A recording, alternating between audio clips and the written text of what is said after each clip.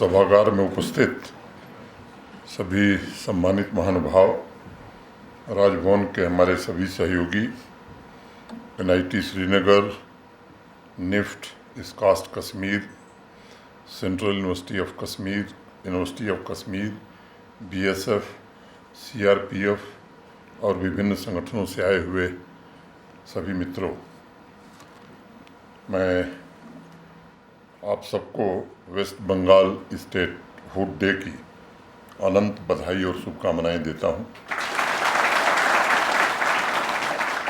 आज के इस अवसर पर उन्हें याद करना आवश्यक लगता है जिनके कारण वेस्ट बंगाल भारत का हिस्सा रह गया। और अगर आप इतिहास के पन्नों को खंगालेंगे तो निश्चित रूप से एक नाम आपके ध्यान में आएगा, डॉक्टर श्यामा प्रसाद मुखर्जी का। जब ब्रिटिश हुकूमत ने तय किया कि वेस्ट बंगाल को पाकिस्तान का हिस्सा बनाना है, तो उसका पुरजोर विरोध करते हुए अंग्रेजों के खिलाफ जन क्रांति का बिगुल डॉक्टर श्यामा प्रसाद मुखर्जी ने वेस्ट बंगाल की धरती पर शुरू किया। समाज को जागृत करने, जन जन में एकता की भावना पैदा करने के साथ साथ अनवरत चलते रहे और जिसके कारण आज वेस्ट बंगाल भारत के साथ बचा हुआ है। उसके पश्चात भी देश के हितों की रक्षा के लिए उनके प्रयास जारी रहे। मुझे लगता है कि 8 मई 1953 को वो यहाँ जम्मू कश्मीर भी आए थे। 23 जून को देश की एकता और अखंडता के लिए डॉक्टर मुखर्जी के जीवन का बलिदान हुआ और राष्ट्रीय एकता के महायज्ञ में अपनी आहुति देकर पूरे देश को जागृत करने का काम उन्होंने किया। एक उनका स्वप्न था कि जम्मू कश्मीर का विलय पूरी तरह से हिंदुस्तान में हो, और वो स्वप्न 5 अगस्त 2019 को भारत की संसद ने भारत के वर्तमान प्रधानमंत्री आदरणीय नरेंद्र मोदी जी के नेतृत्व में पूरा किया। और मुझे लगता है कि एक खुशहाल जम्मू कश्मीर बनाने की दिशा में माननीय प्रधानमंत्री जी ने पिछले 3-4 वर्षों में अनेक सकारात्मक कदम उठाए हैं। अमृतकाल में भारतवर्ष की नई पीढ़ी को ये जानने की आवश्यकता है कि पश्चिम बंगाल भारत माँ की सेवा और उन्हें गुलामी की जंजीरों से मुक्त कराने में सबसे अग्रणी रहा है। भारत की मिट्टी की अखंडता के लिए स्वयं की आहुति देने वालों की एक लंबी परंपरा पश्चिम बंगाल में रही है। अनेक नाम आप सबके ध्यान में हैं, चाहे वो नेताजी सुभाष चंद्र बोस हों, खुदीराम बोस हों, बंकिम चंद्र चट्टोपाध्याय हों, गुरुदेव रविन्द्रनाथ टैगोर हों, मातंगिनी हजरा हों, अरविंद घोष हों, डॉक्टर श्यामा प्रसाद मुखर्जी, अनेक नाम जैसे व्यक्तित्वों ने देश के आम जनमानस के मन में राष्ट्रीयता की भावना जगाई और ऐसे राजनीतिक चिंतन को जन्म दिया जिसने बाद के वर्षों में राष्ट्र सेवा के लिए पूरे समाज को प्रेरणा दी। प्राचीन काल से ही अगर आप देखेंगे तो पश्चिम बंगाल संस्कृति और अध्यात्म का भी महत्वपूर्ण केंद्र रहा है।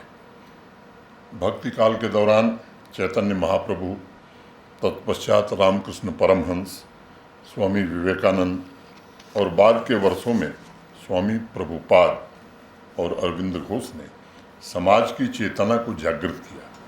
वहीं दूसरी तरफ साहित्य के क्षेत्र में गुरु रविन्द्रनाथ टैगोर, बंकिम चंद्र चट्टोपाध्याय, महाश्वेता देवी, शरद चंद्र ने समाज के हृदय को स्पंदित करने और उसमें नए प्रकार का आत्मविश्वास भरने का एक सफल काम किया। और हम सबके ध्यान में है, भारत माँ को नमन करते हुए बंकिम चंद्र जी ने जो लिखा, तुम्ही विद्या तुम्ही धर्म, तुम्ही हृदय तुम्ही मर्म, तुम ही प्राणा शरीरे, बाहुते तुम्ही माम शक्ति, हृदय तुम्ही माँ भक्ति, तोमरई प्रतिमा गढ़ी मंदिरे मंदिरे। बंकिम चंद्र जी के हर एक शब्द में भारत माता के लिए समर्पण और देशभक्ति का प्रबल ज्वार दिखाई पड़ता है। वहीं राष्ट्रगान के रचयिता गुरुदेव रविन्द्रनाथ टैगोर ने अपनी रचनाओं द्वारा पूरे राष्ट्र को एक नई दिशा और दर्शन प्रदान किया। गुरुदेव कहते थे कि बड़ी बड़ी योजनाओं की अपेक्षा छोटी छोटी योजनाओं पर अगर काम किया जाए तो लोगों को ज़्यादा लाभ मिलेगा। और शायद इसलिए मैं कविताएं लिखता हूं, बड़े ग्रंथ नहीं लिखता हूं। उन्होंने संपूर्ण समाज का आह्वान करते हुए लिखा, ऐसो कोर्मी ऐसो ज्ञानी ऐसो जन कल्याण ध्यानी ऐसो तापसो राजही ऐसो ही धी शक्ति संपद मुक्ति बंधो समाज है। आओ पुरुषार्थियों, ज्ञानियों, जन कल्याण से प्रेरित व्यक्तियों, तपस्वी गण, बुद्धि एवं शक्ति से युक्त जन आओ और समाज को बंधन से मुक्त करो। अपने जीवन, कार्यों एवं आदर्शों से गुरुदेव रविन्द्रनाथ टैगोर ने भारत के सामाजिक, शैक्षिक और सांस्कृतिक विकास की एक मजबूत नींव रखी। और मैं मानता हूँ कि भारत की विविधता में एकता की जो सुगंध है वो उनकी रचनाओं से, हर रचना से निकलती है।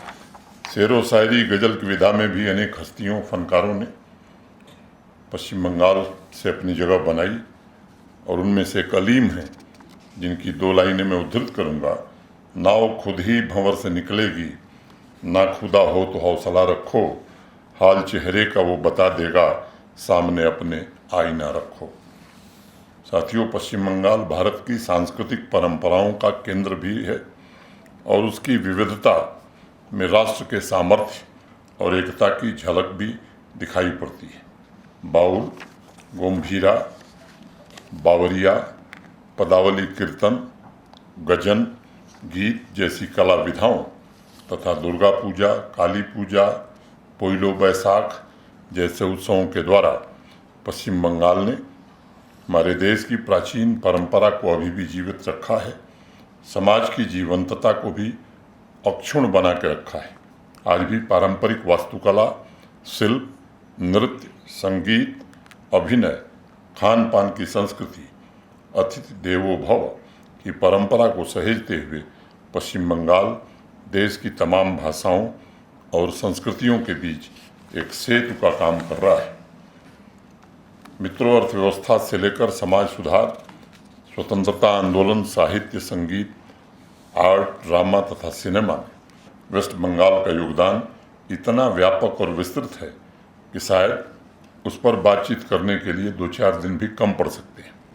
अंत में मैं 2 अन्य महान विभूतियों सत्यजीत रे तथा मन्ना डे को स्मरण करते हुए आप सभी का आह्वान करता हूं कि जिन महापुरुषों ने अपने खून पसीने से पश्चिम बंगाल को और इस राष्ट्र को सींचा है, उनसे प्रेरणा लेकर हमें भारतवर्ष के उज्ज्वल भविष्य के निर्माण में जुट जाना है। तीस्ता से वितस्ता सदैव जुड़ी रहे, ये भी हमें सुनिश्चित करना है। मैं एक बार पुनः पश्चिम बंगाल स्टेटहुड डे की आप सबको हृदय से शुभकामनाएं देता हूं। आप सब आए, इसके लिए अपनी ओर से राजभवन के अपने सभी सहयोगियों की तरफ से हृदय से कृतज्ञता ज्ञापित करता हूं। धन्यवाद। जय हिंद।